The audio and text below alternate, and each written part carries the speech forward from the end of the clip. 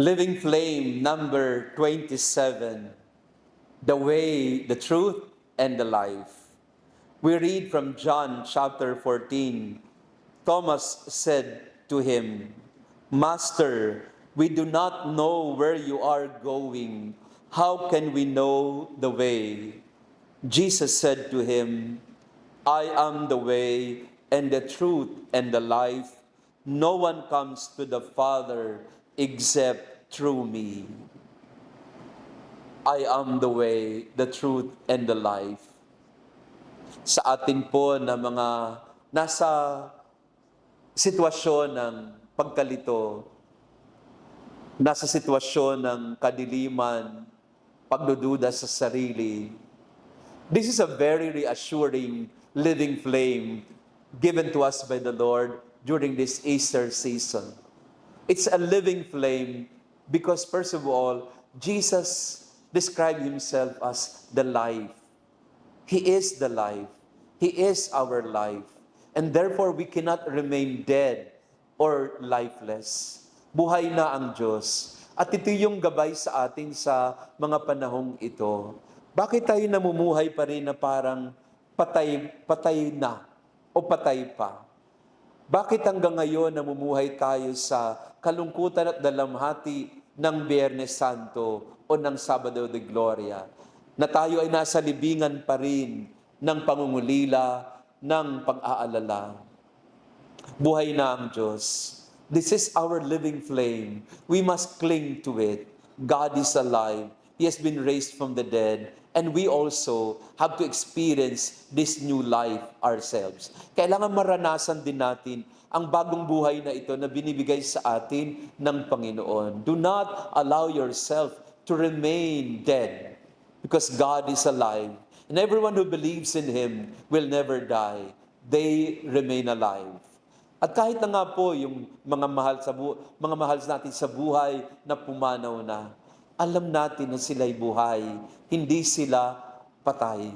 Maaring wala sila sa ating mga paningin, pero sila'y buhay, kasama ng Diyos.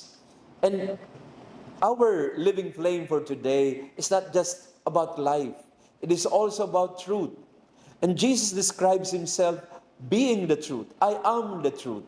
Ako ang katotohanan.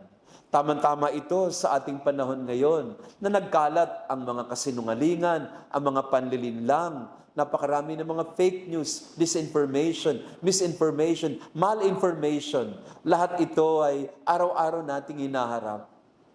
At ito rin madalas ang nagdudulot sa atin ng kalituhan, ng pagkabalisa, ng pag-aalala, ng galit.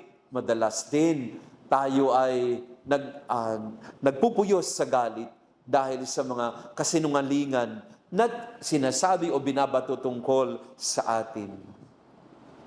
The Lord tells us, I am the truth. Do not doubt yourself. Do not allow what others tell you to break your heart or break your spirit. Minsan po kasi mapaniwalain tayo na kung anong sabihin ng iba, parang pinaniniwalaan natin agad na totoong totoo. Marami sa mundo ngayon ay hindi totoo. Huwad.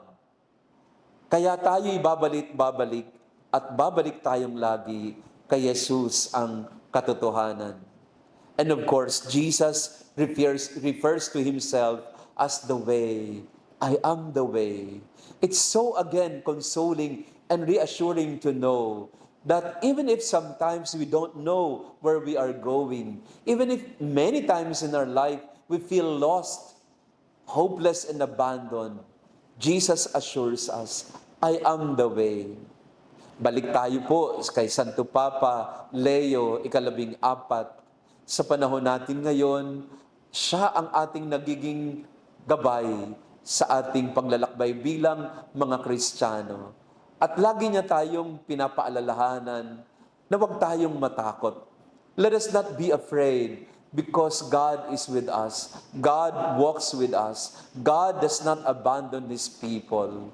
Ito po, isa sa paborito ko, itong laging inuulit-ulit sa sarili ko. Every time I feel lost, every time I feel afraid, and every time I feel discouraged, I often whisper this to myself. What Jesus told his disciples in that Last Supper, I am the way, the truth, and the life.